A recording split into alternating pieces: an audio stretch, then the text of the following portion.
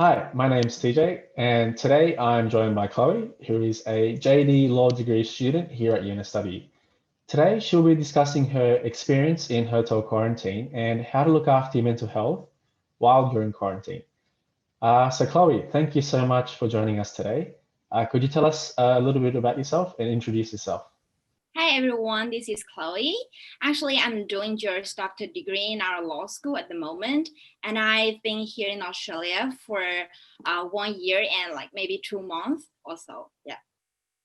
So, Chloe, could you tell us a little bit about your experience in hotel quarantine? What was it like? When it comes to quarantine, actually, I had a lot of experience related to it. Basically, I'm the quarantine queen because basically I spent half of my year doing different kind of quarantines. When I went back to China, it's the worst time there, so definitely quarantine. And then I came back here, 14 days self quarantine, and then Sydney total lockdown. And then I went to Melbourne, also like total lockdown in Melbourne. And then when I came back from Melbourne to Sydney, I did my 14 days hotel quarantine. So just full of quarantine in my experience. Yes. Wow, that definitely seems like a big shift, once you came to Australia. So, could you tell us what your day-to-day life was? Oh yeah. So it's like one thing I feel like very important is just stick to a daily routine. You definitely need to know like what you gonna do in a day. Probably you can write it down in your to-do list, or you can just have something in your mind, or probably you can just have some hobbies and put them into your schedule, those kind of thing. And definitely get up at a certain time and go to bed probably like earlier than before. Then basically you can get enough sleep at night, and then in the morning you feel, oh, I'm quite refreshing now, so I have energy to like face the whole day and do a lot of interesting things. Because 14 days is actually like a experiment, because everything you had on your hand is actually time, so just make the best use of it. Yeah, that's really interesting. You mentioned that you had to follow a routine, so I'd like to hear a bit more about that. Like, how did you structure your day? And did you do anything in particular to pass the time? Oh yeah. One thing I feel very important from the very beginning of every morning is just make your bed. Yeah, it's like you actually need a really tidy room. Just clean the area as much as you can to make yourself feel comfortable. And another thing is like no matter for hygiene reasons or like for your mental health, you better get a really cozy area that you feel like it looks good. It's not messy. It's the like a space that I am living in now. Or if it's like messy and your clothes are everywhere, it's actually just the reflection of your mental health. So just yeah, clean it as much as you can. Oh, and another thing that actually keeps my day-to-day routine is like my breakfast, my lunch, and my dinner, because they actually set the time, and then they will just drop it there, like in front of your door, and knock your door and say breakfast, lunch, dinner, and then you just go grab it, and then that's it. So actually, it's a really good thing to remind you, oh, now it's breakfast time, so I just do the morning thing, and now it's lunch. Probably after lunch I can have a nap, because it's quite Chinese thing. In China we do have a nap after lunch because we eat quite heavy lunch, not like sandwiches or something like that.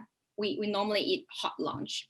And then like at night, definitely you can say, oh, before dinner probably I can have a daily exercise. You just like open your YouTube and then put some keywords into it, say like 15 minutes workout, or like half an hour workout, no matter yoga or like some indoor exercise will do. Just do whatever you like, and then probably use a towel on the ground, that's your yoga mat, and then you can start your daily exercise.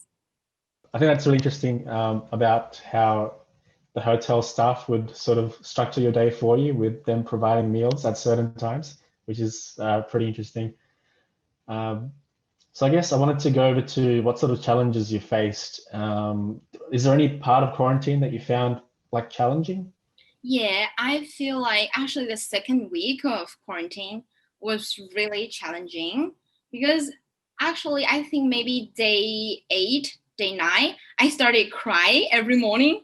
I feel like, oh my God, I'm so miserable. I'm limited in this small room now, and all my friends are out and they are like having fun because that was during our winter vacation actually. So everybody is like, oh, finally, we already done our final examination. Now it's time to explore Australia. But actually, I'm like, oh, poor Chloe. So it's just by comparison, I feel like, oh, I'm miserable. That's it.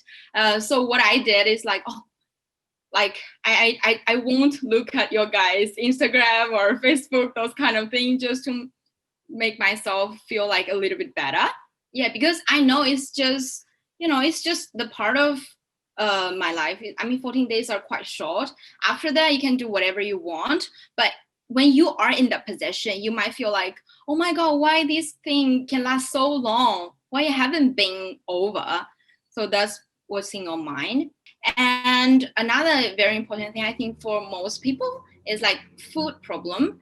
Actually, I didn't meet that, but I think it will be quite challenging for people who has like who is really particular about food. For example, you're a vegetarian or like a vegan, or like you love spicy food or you cannot eat spicy food. Any kind of like your own restrictions on food will make you feel quite uncomfortable because they give you food and you actually don't have any kind of choice to do. So that might be a challenge for most people. Great. So was food in particular a challenge for you, Chloe, or did you sort of find the meals that they provided was suitable for you? Actually, I'm quite a spontaneous person, so like I just enjoy what I get. This is basically like a part of my personality. And another thing is like I do find that like the food that I got during my quarantine was quite good. So I have nothing to complain about because every day they basically provide different things and it's quite well balanced. I mean, basically like fruit and like some dessert and water or like juice. You basically get everything. So I actually enjoy the like procedure to explore different food they provide me. Yeah. That's great. I love that positive sort of outlook on that. So during your time in quarantine, did you find anything that surprised you in a positive way? Like, did you discover anything about yourself? Oh yes, it's a really interesting part actually, because normally people will find themselves maybe like say a tag like I'm an interesting person or like I'm just a like really boring person, those kind of thing. But in the 14 days, you are actually get really limited resources. For example, you say that you're interesting, then just show me, right? So actually, I explored a lot of things that I can do. For example, just sing karaoke in my bathtub, and like maybe call all my friends. I mean, like old friends that I haven't been like contacted for a long time. I just call them and like catch up with each other, those kind of thing. Yes, and like watch some movies, maybe things like that, and doing my volunteer training. Yes, and also like everyday thing, I actually put my to-do list into a notebook. Then basically I know what I do. And also I actually put like something that I'm like gratitude every day or like my happy thing. Because definitely in a point or two, you feel like, oh, it's worth my day, and then you just write them down. And then like probably for some set point, you can go back to, oh, actually I experienced a happy moment before and my life is actually good, not that miserable. So it's the thing to just bring yourself together, those kind of thing. Yes.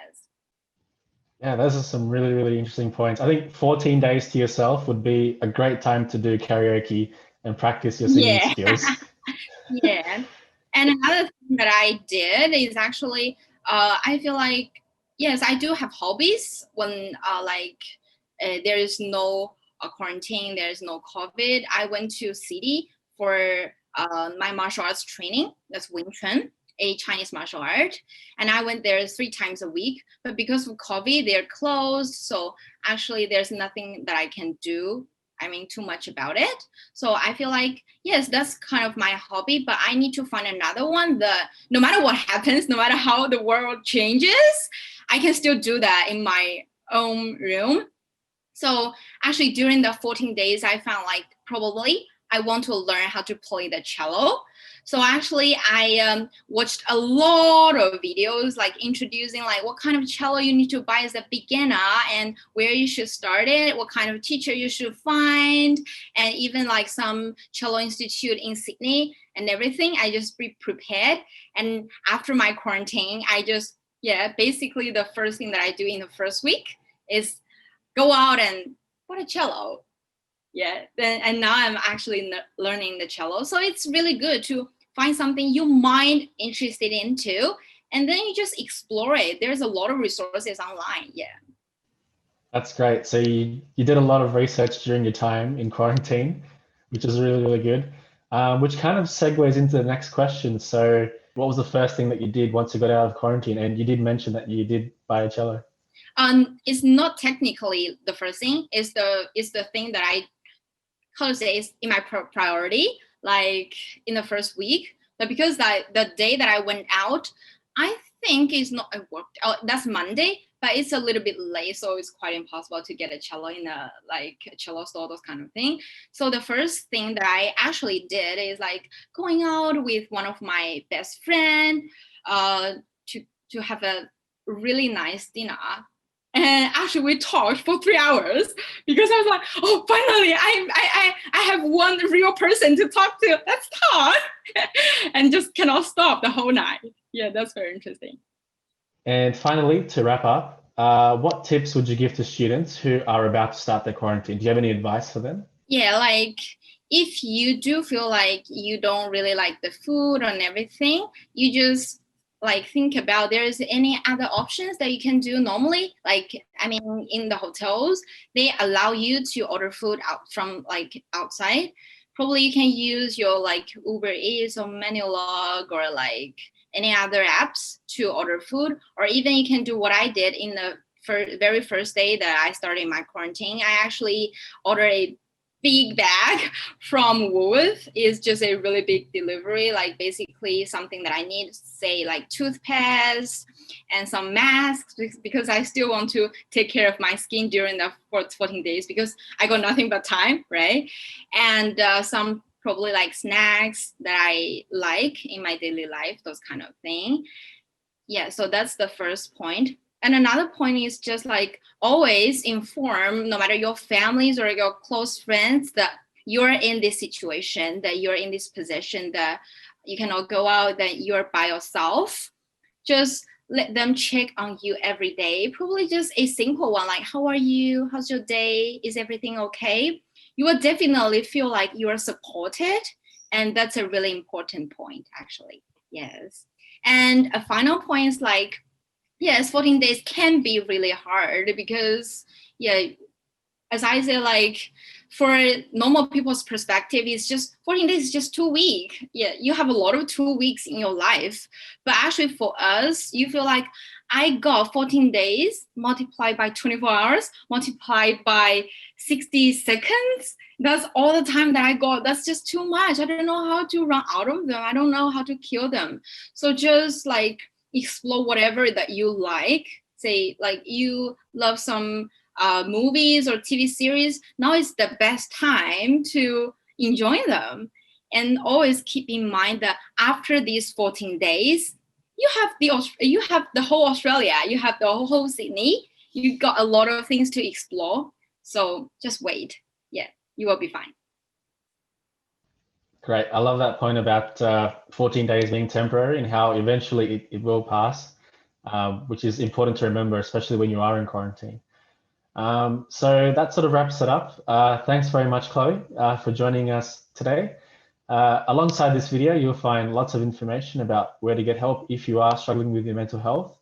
So remember, it's okay to reach out for help, and you can find more information on the Q Time webpage at UNSW. Thanks for joining us, Chloe. See ya.